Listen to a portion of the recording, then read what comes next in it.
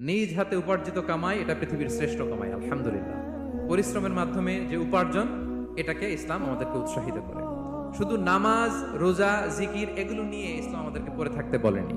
Quranic order হচ্ছে আপনার নামাজ শেষ, আপনি বেরিয়ে পড়বেন, কাজে বেরিয়ে যাবেন। ফাইদা কুদিয়াতিস সালাতু ফান্তাশিরু ফিল আরদি ওয়াবতাগু মিন ফাদলিল্লাহ।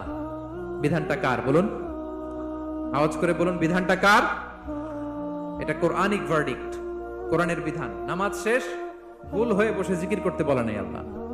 আল্লাহ বলেছে ফান্তাশিরু ফিল আরদ ওয়াবতাগু মিন ফাদলিল্লাহ, জমিনে ছড়িয়ে পড়ো, আল্লাহর রিজিক তালাশ করো। নামাজ শেষ, বেরিয়ে যাবে। কৃষক চলে যাবে মাঠে, শ্রমজীবী চলে যাবে ফ্যাক্টরিতে, শিক্ষকরা চলে যাবে তাদের শিক্ষা প্রতিষ্ঠানে, কর্পোরেট ওয়ার্ল্ডের লোকেরা চলে যাবে তাদের প্রতিষ্ঠানে। ডেভেলপমেন্ট করতে হবে, সিভিলাইজেশন করতে হবে। নামাজের পরে গোল হয়ে বসে থাকা